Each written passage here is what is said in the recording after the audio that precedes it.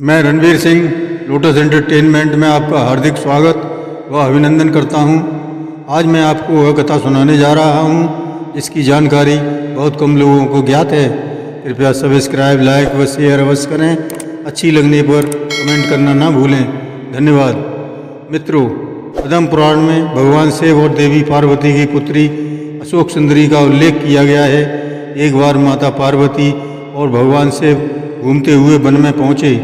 वहाँ पर माता पार्वती ने कल्प वृक्ष को देखा और कल्प वृक्ष के पास जाकर अपना अकेलापन दूर करने के उद्देश्य से एक पुत्री मांगी।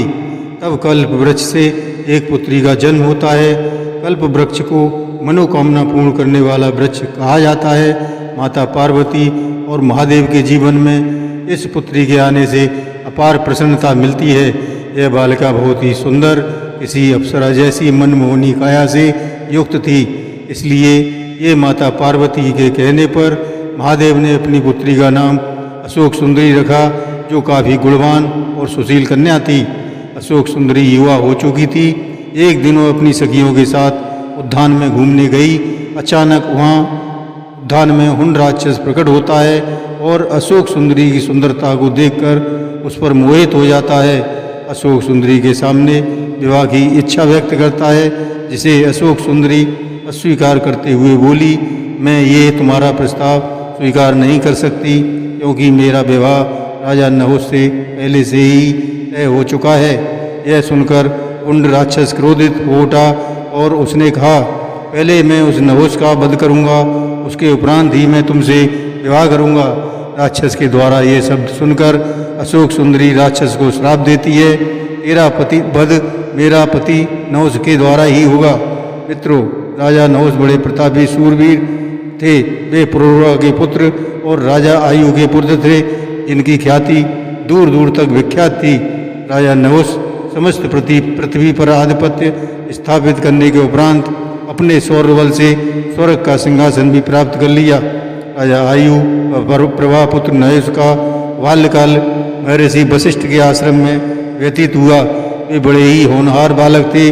उन्होंने थोड़े ही समय में सभी शिक्षा तथा अस्त्र शस्त्र ज्ञान प्राप्त कर लिया। युवा होने पर उन्होंने उन राक्षस का वध किया। माता पार्वती और महादेव ने अशोक सुंदरी व नहुष का विवाह बड़ी प्रसन्नता और हर्षोल्लास के साथ संपन्न कराया। तदुपरांत विवाह के बाद अशोक सुंदरी ने याति जैसा वीर पुत्र तथा 100 सुंदर कन्याओं को जन्म दिया। राजा नहुष महादेव जी का जमाता होने के बाद भी अपने दूषित चरित्र के कारण शापित होकर एक अजगर का जीवन बिताने के लिए बाध्य होता है। हुआ यूं, इंद्र के हाथों वृत्रासुर मारा जाता है, जिसके कारण इंद्र को ब्रह्म हत्या का पाप लगता है और वे 1000 वर्ष के लिए तपस्या करने चले जाते हैं। तब देवताओं ने पृथ्वी के राजा नहुष को स्वर्ग के सिंहासन पर बिठा दिया। स्वर्ग का सिंहासन मिलने के कारण उसके अंदर मद आ गया, जिससे एक दिन कामांध होकर इंद्र पत्नी शची के साथ अभद्रता कर दी और आए दिन देवी शची को परेशान और विवाह के लिए बाध्य करने लगा। तब शची गुरु बृहस्पति जी से सहायता मांगती है। गुरु के बताए मार्ग से नहुष को सप्त ऋषियों से श्रापित करवा देती है। अजगर होने का श्राप बड़ा ही कष्टप्रद था। नहुष के माफी मांगने पर ऋषियों ने बताया, अब तेरा उद्धार द्वापर में श्री कृष्ण भगवान के द्वारा ही संपन्न होगा। जय श्री कृष्ण।